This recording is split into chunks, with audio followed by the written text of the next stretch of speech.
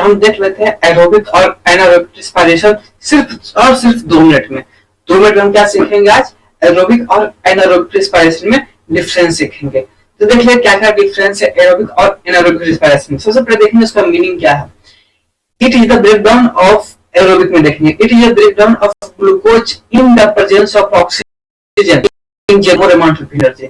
मतलब क्या aerobic respiration जो होता है ग्लूकोज का ब्रेकडाउन होता है किसके प्रेजेंस में? ऑक्सीजन के प्रेजेंस में, और बहुत ज्यादा अमाउंट ऑफ में एनर्जी प्रोड्यूस होता है।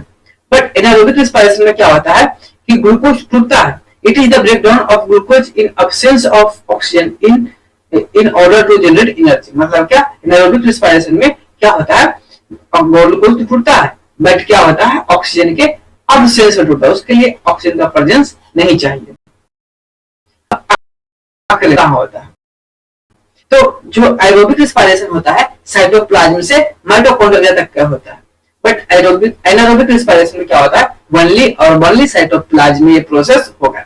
एनर्जी जो आ गया प्रोड्यूस, थर्ड में क्या एनर्जी प्रोडक्शन के मामले में तो aerobic respiration of course oxygen के प्रेजेंस में हो रहा है तो क्या ज्यादा अमाउंट ऑफ एनर्जी प्रोड्यूस करेगा। वही क्या है? एनारोबिक रिस्पायरेशन है जो लो अमाउंट ऑफ एनर्जी प्रोड्यूस करेगा। फाइनल प्रोडक्ट में कितना एनर्जी मिलेगा एरोबिक रिस्पायरेशन में?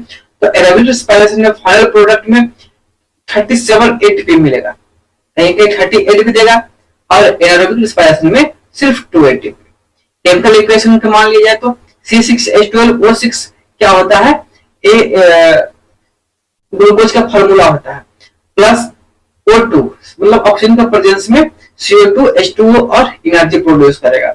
CO2 और H2O वास्ट प्रोडक्ट के रूप में बाहर निकल जाएगा। वही एनारोबिक रिस्पायरेशन में ग्लूकोज C6H12O6 और ethyl alcohol C3 plus energy, ठीक है, जो कि इथाइल अल्कोहल जनरली प्लांट में बनता है। फाइनल प्रोडक्ट दोनों का कार्बन डाइऑक्साइड और वाटर जो कि वास्ट प्रोडक्ट में निकल जाता है। और एनारोबिक रिस्पायरेशन में लैक्टिक एसिड, कार्बन डाइऑक्साइड और इथाइल अल्कोहल, इथेनॉल जिसे कहते हैं, जो कि प्लांट में होता है। लैक्टिक एसिड कहाँ प्रोड्यूस होगा? एनिमल में होगा। रिक्वायरमेंट क्या है दोनों का? मतलब कि एरोबिक रिस्पायरेशन के लिए जो एरोबिक रिस्पायरेशन में ऑक्सीजन और ग्लूकोज दोनों मौजूद होना चाहिए होने के लिए। एनारोबिक रिस्पायरेशन में सिर्फ और सिर्फ ऑक्सीजन ग्लूकोज प्रेजेंट होना चाहिए, ऑक्सीजन का कोई जरूरत नहीं है। स्पीड के मामले में एरोबिक रिस्पायरेशन है जो बहुत स्लो होता है।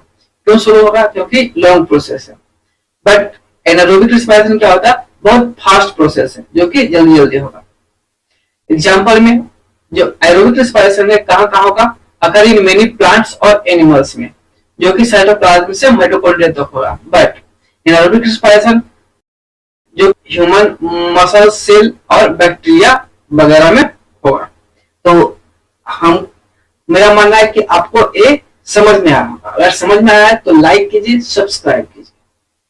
Thank you.